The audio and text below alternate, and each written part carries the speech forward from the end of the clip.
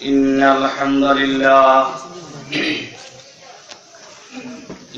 لله نحمده ونستعينه ونستغفره ونعوذ بالله من شرور أنفسنا ومن سيئات أعمالنا من يهده الله فلا مضل له ومن يضلله فلا هادي له ونشهد أن سيدنا وحبيبنا ومولانا محمد وعلى آله وأصحابه أجمعين قال الله تعالى في كلام المجيد وفيه فرقان الحميد أعوذ بالله من الشيطان الرجيم بسم الله الرحمن الرحيم ألهاكم التكاثر حتى زرتم المقابر وقال تعالى يا أيها الذين آمنوا استجيبوا لله وللرسول إذا دعاكم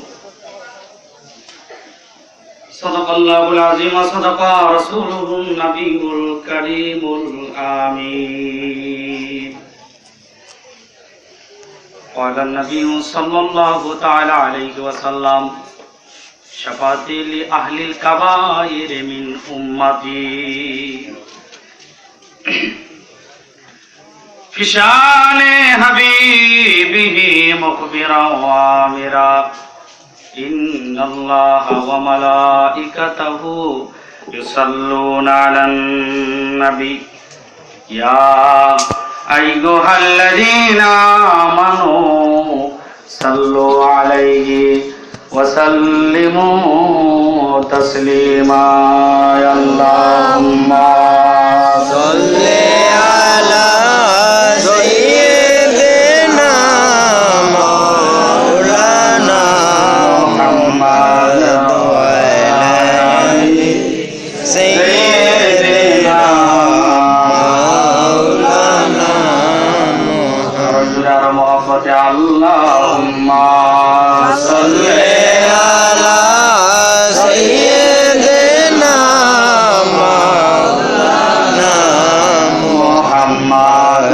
وعلى سيدنا مولانا محمد بالبوجا مطيليا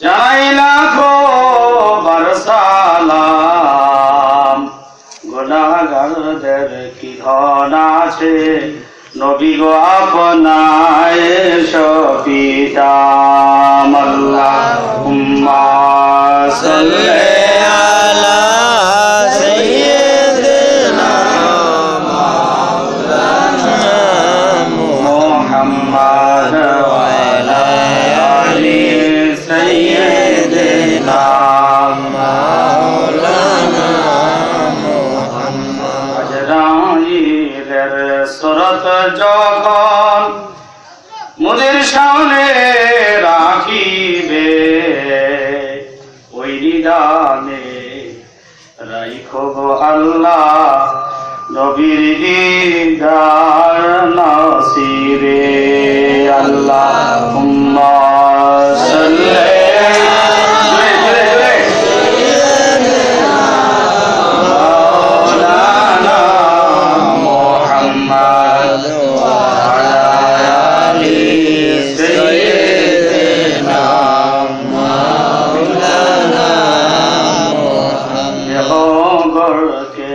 কাবা বানাইয়া মন জমা হয়ে মদিনা সে মদিনায় নসিব হবে মুহাম্মাদি ঠিকানা আল্লাহুম্মা সাল্লি আলা সাইয়্যিদিনা মাওলানা মুহাম্মদ ওয়া আলা আলি সাইয়্যিদিনা মাওলানা লা ইলাহা ইল্লাল্লাহ লা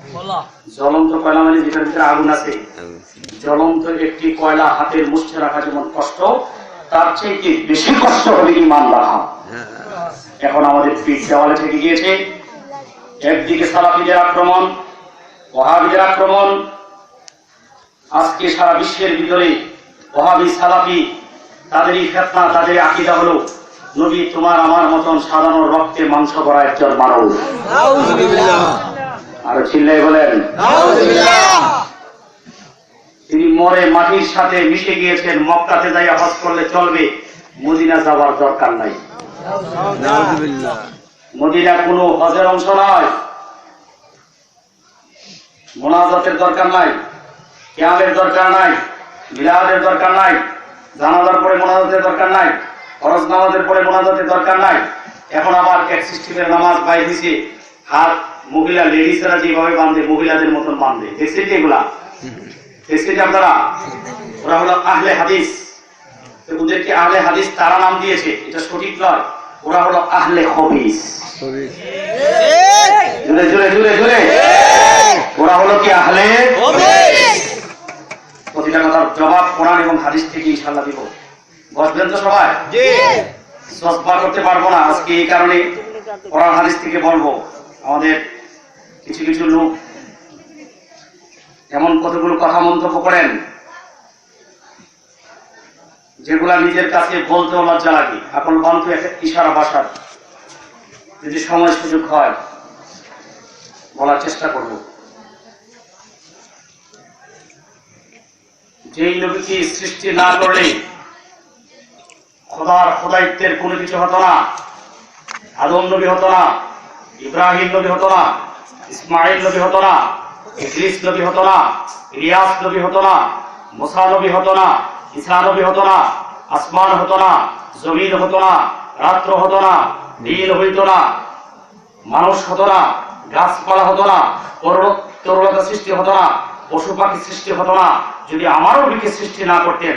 আমার নবী ওই দিনও নবী ছিলেন যেই দিন আদম আলাইহিস সালাতু ওয়াস সালাম মাটি এবং পানির সাথে ছিলেন। সুবহানাল্লাহ। আর একটু চিল্লায় বলেন সুবহানাল্লাহ। আজকে চতুর্দিকে এই নবীকে নিয়ে টানা হেঁচড়া করা হচ্ছে। এই নবীর সম্মানকে নষ্ট করার জন্য কোটার আঘাত আনা হচ্ছে। লেখনীর মাধ্যমে, কিতাবের মাধ্যমে, সেমিনারের মাধ্যমে, স্যাটেলাইটের মাধ্যমে, বক্তব্যের মাধ্যমে, সেমিনারের মাধ্যমে আজকে আল্লাহর নবীর সম্মানকে আঘাত করছে। এটা কোনদিন উম্মতে মুহাম্মদী তথা আহলে সুন্নাত ওয়াল জামাতের আকীদামুক্ত যারা, তারা এই দুনিয়াতে বেঁচে থাকতে তাদের বলিতে বিন্দু পরিমাণ প্রাণ থাকতে নবীর বিরুদ্ধে কোথায় বাংলার মাটিতে হতে যাব না ইনশাআল্লাহ। আল্লাহু আকবার। ইয়া রাসূলুল্লাহ। দরজা আরেকবার। দরজা আরেকবার। আল্লাহু আকবার। খুব খেয়াল করেন, হুজুর বলছেন জ্বলন্ত একটি কয়লা হাতের মুষ্টি রাখা যেমন কষ্ট,